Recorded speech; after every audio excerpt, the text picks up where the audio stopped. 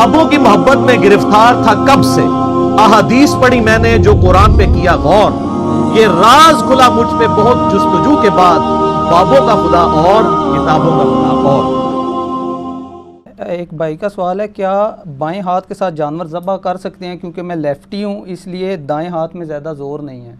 جی بالکل کر سکتے ہیں، لیفٹی آپ خود نہیں بنے، اللہ نے آپ کو بنایا ہے۔ دنیا میں یعنی کئی لوگ ہیں جو لیفٹی ہیں، یعنی ان کے دائیں ہاتھ میں اتنی طاقت نہیں ہوتی ہے جتنی بائیں میں ہوتی ہے، اور اسی لیے دیکھ لیں دین اسلام دین فطرت ہے۔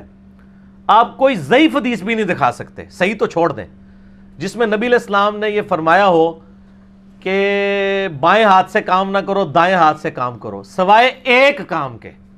وہ صحیح مسلم میں حدیث ہے کہ نبی صلی اللہ علیہ وآلہ وسلم نے فرمایا کہ دائیں ہاتھ سے کھانا کھاؤ، بے شک شیطان بائیں ہاتھ سے کھاتا ہے۔ اب چونکہ کھانا تو اتنا وزنی نہیں ہوتا نا، وہ تو کوئی بھی اٹھا سکتا ہے، اس کے علاوہ اور کوئی ممانعت نہیں ہے۔ الٹے ہاتھ سے کام کرنا کوئی خلاف سنت بھی نہیں ہو جائے گا۔ جس کو اللہ نے لیفٹی بنایا اس کے لیے وہی رائٹ ہینڈ ہے اس کا، ٹھیک ہوگا جی۔ تو کھانے کی ممانعت ہے اور اس میں بہت سختی ہے، چھوٹے بچوں کو بھی سمجھانا چاہیے کہ وہ دائیں ہاتھ سے کھانا کھائیں۔ اور بعض لوگوں کی عادت ہوتی ہے وہ یعنی دو چیزیں ہاتھ میں پکڑی ہوئی ہیں نا، یعنی برگر دائیں ہاتھ میں پکڑا ہے تو پانی بائیں ہاتھ سے پی رہے ہوتے ہیں۔ میں نے الحمدللہ جب سے یعنی ہوش سنبھالی ہے نا، میں یعنی وہ چیز نیچے رکھ دیتا ہوں، پانی میں پھر دائیں ہاتھ میں پیتا ہوں۔ یہ نہیں ہے کہ میں جناب وہ پراٹھا دائیں ہاتھ سے توڑ کے کھا رہا ہوں اور بائیں ہاتھ میں نے دودھ پتی کا مگ پکڑا ہوا ہے، نہیں۔ یہ یعنی اسٹرکٹلی اس کو فالو کرنا ہے، کیونکہ صحیح مسلم میں یہ ایک حدیث ہے کہ ایک شخص تھا نبی علیہ السلام کے سامنے، وہ الٹے ہاتھ سے کھانا کھا رہا تھا۔ آپ صلی اللہ علیہ وآلہ وسلم نے کہا کہ الٹے ہاتھ سے شیطان کھاتا ہے، تم دائیں ہاتھ سے کھاؤ۔ تو وہ تھوڑا سا تکبر میں آ گیا، یعنی ایک بندہ ضد میں آ جاتا ہے نا کہ میری بےزتی کر دی، تو اس نے کہا کہ نہیں میرا تو دائیں ہاتھ کام ہی نہیں کرتا، یعنی میں دائیں ہاتھ سے مفلوج ہوں۔ تو نبی علیہ السلام کی مبارک زبان سے الفاظ نکل گئے، پھر تیرا دایاں ہاتھ تیرے منہ تک نہ ہی اٹھے۔ اور صحابہ کہتے ہیں کہ اس دن کے بعد اس کا دایاں ہاتھ پھر اٹھا نہیں، فالج اسی وقت گرا اس پہ۔ اور یہ حدیث صحیح مسلم کی آپ کو مشکات میں تیسری جلد میں نبی علیہ السلام کے معجزات کے چیپٹر میں ملے گی، کھانے والے چیپٹر میں انہوں نے نہیں ڈالی یہ حدیث۔ وہ جو پہلی حدیث تھی نا مسلم شریف کی کہ دائیں ہاتھ سے کھاؤ بائیں ہاتھ سے شیطان کھاتا ہے، وہ تو آپ کو مشکات میں کھانے والے چیپٹر میں ملے گی۔ لیکن یہ والی حدیث، حالانکہ مسلم میں یہ دونوں کٹھی ہیں، یہ حدیث جو ہے نا مشکات والے نے بڑا انٹلیکچوئل کام کیا، اس نے نبی علیہ السلام کے معجزات والے چیپٹر میں ڈالی ہے۔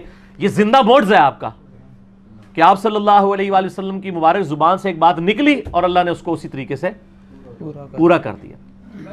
اور مسلم شریف میں ایک حدیث ہے کہ نبی صلی اللہ علیہ وآلہ وسلم نے فرمایا کہ اپنی اولاد کو بدعا مت دیا کرو، بعض اوقات قبولیت کا وقت بھی ہوتا ہے۔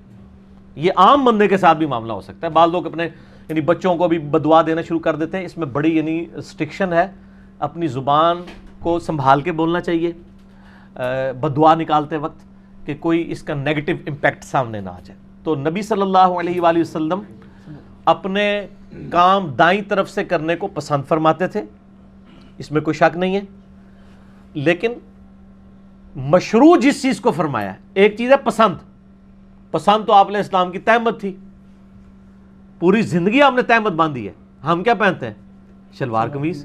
وہ آپ نے مشروع نہیں کی، اس کو شریعت کا حصہ نہیں بنایا۔ ابو داؤد میں ایک روایت ملتی ہے کہ آپ علیہ السلام نے پجامے کا سودا کیا، لیکن پہننا ثابت نہیں ہے۔ پہننا تہمت ہے پوری زندگی، کرتا تہمت یا چادر اور تہمت، ٹھیک ہو گیا۔ لیکن یہ ابو داؤد میں بھی اور ابن ماجہ میں ہے کہ نبی صلی اللہ علیہ وآلہ وسلم نے ایک پجامہ کا سودا فرمایا۔ تو آپ صلی اللہ علیہ وآلہ وسلم اپنا، صحیح بخاری مسلم میں آتا ہے، ہر کام دائیں طرف سے شروع کرتے ہیں، یعنی کرتا پہننا ہے تو پہلے دائیں آستین پھر بائیں، جوتی پہننی ہے تو پہلے دائیں پھر بائیں، ٹھیک ہو گیا۔ یہ آپ علیہ السلام کا ذاتی شغف تھا۔ اس طرح مسجد کے اندر جاتے وقت پہلے دایاں پاؤں رکھنا ہے پھر بایاں۔ لیکن ان سارے معاملات میں آپ کو کہیں وعید نہیں ملے گی، جب تک وعید نہ ہو وہ حرام کے درجے میں نہیں جائے گی۔ وعید آپ کو صرف کھانے کے معاملے میں ملے گی، ٹھیک ہو گیا نا جی۔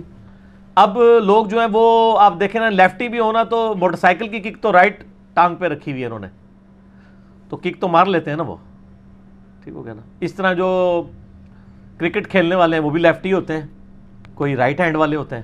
تو یہ اللہ نے منایا نا کہ کسی کے دائیں ہاتھ میں زیادہ طاقت ہے کسی کے بائیں میں، لیکن اللہ نے جو پابندی لگائی ہے وہ صرف کھانے پینے پہ ہے. اس کے علاوہ اگر کوئی الٹے ہاتھ سے کام کرتا ہے، ایون ہماری اب ڈرائیونگ ہے لیفٹ سائڈ کے اوپر ہو رہی ہوتی ہے، انڈیا، پاکستان، بنگلہ دیش میں، انگلینڈ میں، امریکہ میں اور سعودیہ میں رائٹ سائڈ کے اوپر ہے. ٹھیک ہو گیا؟ تو اب اس میں کوئی نہیں کہے گا نہیں جی میں نے رائٹ سائڈ کے اوپر ہی چلنا ہے، پھر تو ٹھوک دو نا گڈی جا کے، تو اسے کوئی فرق نہیں پڑتا. مشروع صرف کھانا ہے. کھانے کے معاملے میں ہے کہ آپ نے دائیں ہاتھ سے کھانا ہے. جانور ذبح کرنے کا آپ نے کہا تو ظاہر ہے جانور ذبح کرنا ہے تو بخاری مسلم میں حدیث ہے کہ چھری کو تیز کرو اور جانور کو آرام پہنچاؤ. اب ایک بندے کے بائیں ہاتھ میں زور ہے، دائیں میں ہے کوئی نہیں ہے، تو پھر لگے ہی رہے گا نا انہوں تکلیف دین، کیونکہ وہ ظاہر ہے صحیح طریقے سے چھری تو نہیں آپ چلا سکتے. جانور کو آپ نے کاٹنا ہے تو اس کے لیے زور چاہیے، تو زور ظاہر ہے اسی ہاتھ میں ہوگا جس میں اللہ نے آپ کا رکھا ہوا ہے. تو آپ الٹے ہاتھ سے کریں، کوئی جانور مکروہ نہیں ہوگا. اور اسی طریقے سے قبلہ رخ کر کے بھی جانور کو ذبح کرنا کوئی ضروری نہیں ہے، افضل عمل ضرور ہے. وضو ہونا بھی ضروری نہیں ہے، ضروری چیز صرف ایک ہے، وہ تکبیر ہے، بسم اللہ واللہ اکبر. صرف اللہ کہہ کے بھی ذبح کر دیں آپ، جانور ذبح ہو جائے گا. کیونکہ جان جو ہے نا یہ صرف اللہ کے نام پہ لی جا سکتی ہے. اللہ کے نام کے علاوہ آپ کسی کی جان نہیں. اب کافروں کے ساتھ بھی جب قتال ہوتا ہے تو کافر کی جان کس کے نام پہ لی جاتی ہے؟ اللہ کے. ٹھیک ہے نا؟ تو جانور کی جان بھی آپ اللہ کے نام کے بغیر نہیں لے سکتے، کیونکہ جان بڑی قیمتی چیز ہے. اسی لیے جانور کو اللہ کا نام لے کر ذبح کیا جاتا ہے. ٹھیک ہو گیا؟ اور فرقوں کی دکانیں بند. The damage has been done.